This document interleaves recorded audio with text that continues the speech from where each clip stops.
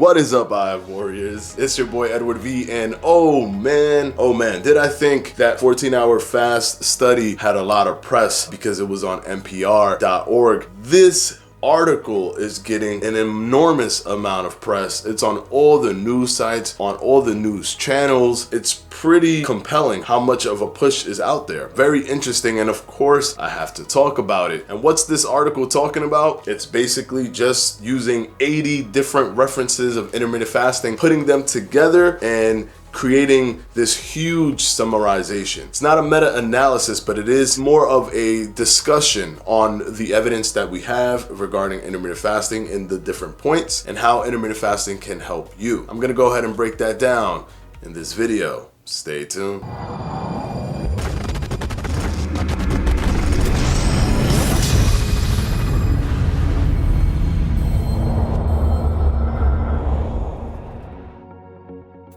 And quickly before we start, this video is brought to you by yours truly, Fledge Fitness and the Fledge Fitness Jump Rope. If you haven't gotten yours yet, what are you waiting for? It's only $16.50, and with this ergonomic design and the swivel design, you can't go wrong with the Fledge Fitness Speed Jump Rope. As always, the link will be down in the description below, or you can press the card on the top right-hand corner. And of course, guys, thank you for your support. Now let's go ahead and jump into this video. Okay, so this article or this review of multiple studies using about 80 references that are looking at different things, incorporating both animal studies and human studies. This review of the scientific literature that we have regarding intermittent fasting was conducted by Dr. Rafael De Cabo and Dr. Mark Mattson. It was published in the New England Journal of Medicine, was released December 26, 2019, and its title is Effects of Intermittent Fasting on Health, Aging, and Disease. Now, these two gentlemen, Dr. Rafael De Cabo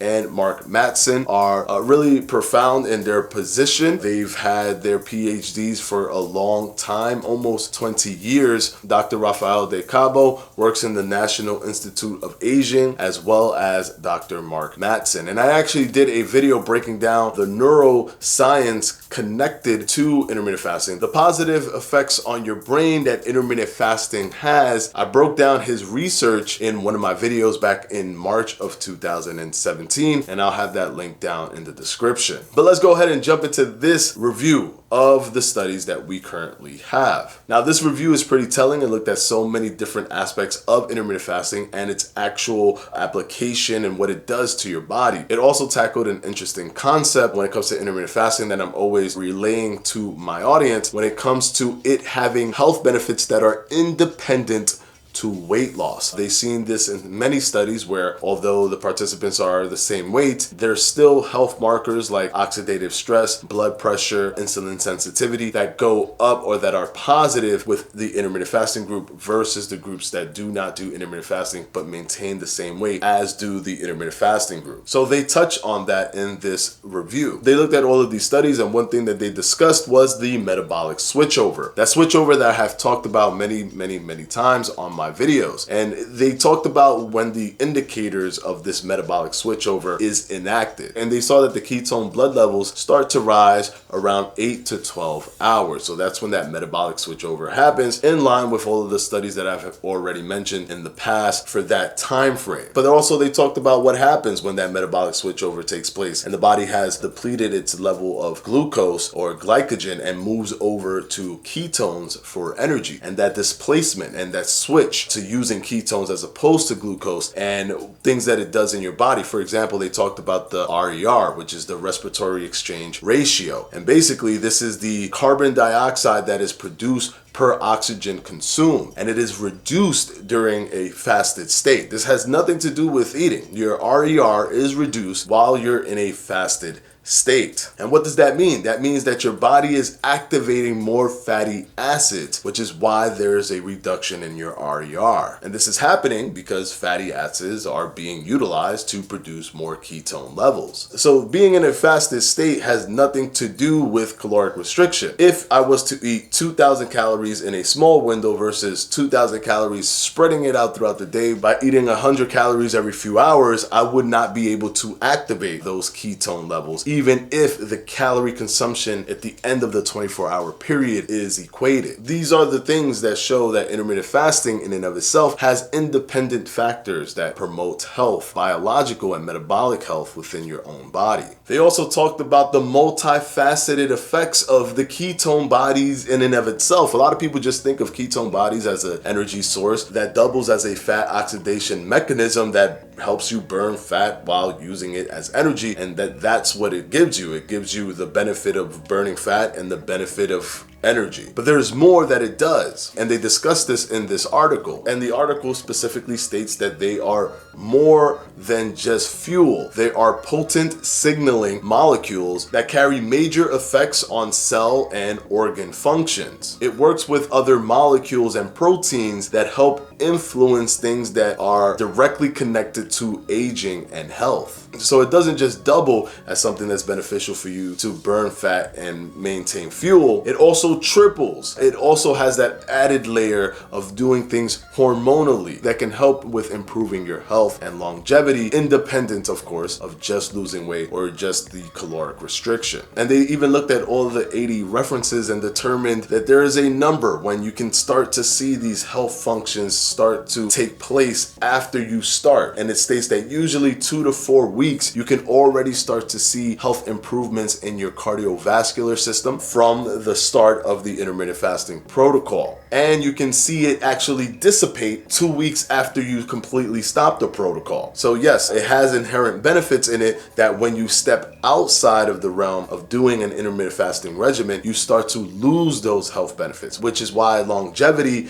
is important. And don't get me wrong, it doesn't mean that you go into intermittent fasting and you damage your health if you don't continue to do it. You're at this specific baseline health, you go into intermittent fasting, there's improvements that happen because of the fasting protocols. If you get out of it within 2 weeks, you'll be back to where you were before you went into the intermittent fasting regimen, which I don't want to keep reiterating, but it is important. Longevity and adherence is incredibly important, because remember, it's not just getting to a weight or getting to a number. There are a boatload of health benefits that you're just leaving on the table if you're just using intermittent fasting to lose weight. So there's so many other things that they're talking about in this article that touch on things like tissue damage repair. They saw animal studies where spinal cord and brain tissue injury were repaired simply by utilizing an intermittent fasting protocol. Of course, they talked about things like autophagy and even mitophagy, which is the process that happens within autophagy. They talked about the neural capacity and the positive neural elements of intermittent fasting. And even they talked about why a lot of people don't prescribe intermittent fasting because of the marketing in a lot of developed countries where it's very difficult to break people out of the breakfast, lunch, and dinner model with snacks in between. They talked about that health tug of war that we have where there's a lot of suppression of the scientific evidence that comes from intermittent fasting. So it's a very important article, and it's an article that has been pushed everywhere. You see it everywhere, and it's pretty amazing and pretty shocking, to tell you the truth. But I'm happy that it's happening, and I definitely wanted to talk about it. It's not very complicated. It isn't a study using study design rhetoric. You can easily read it if you want to. I'll have a link down in the description. You do have to purchase it. I'm not sponsored by any means for me to talk about this article. I was not reached out by anyone. I'm doing it on my own. If you want to purchase the article to read it or pass it on to family members or friends, it's on you. You don't have to if you don't want to. I've broken down some of what was in there, but there is much more detail inside of that article if you wish to dive deeper. Super excited about this. Ending the year super strong with intermittent fasting being the #1 diet searched in Google for 2019. And I know it's not a diet, guys. I get it. Trust me, I don't call it a diet either. I call it a regimen or protocol. I don't believe it's a diet, but you got to take what you can get. And they're not going to categorize intermittent fasting in its own category, and that wouldn't even give it any benefit anyways if it had its own category and it was the top of its own category. The fact that it's the top in all diets is what gives it that strength. And now with this article being pushed, I mean, the sky's the limit with intermittent fasting. I can't wait to see what 2020 has in store for us in terms of research and studies. Of course, as always, guys, I want to thank my patrons for my Patreon, and I'm going to go ahead and put their names right up here.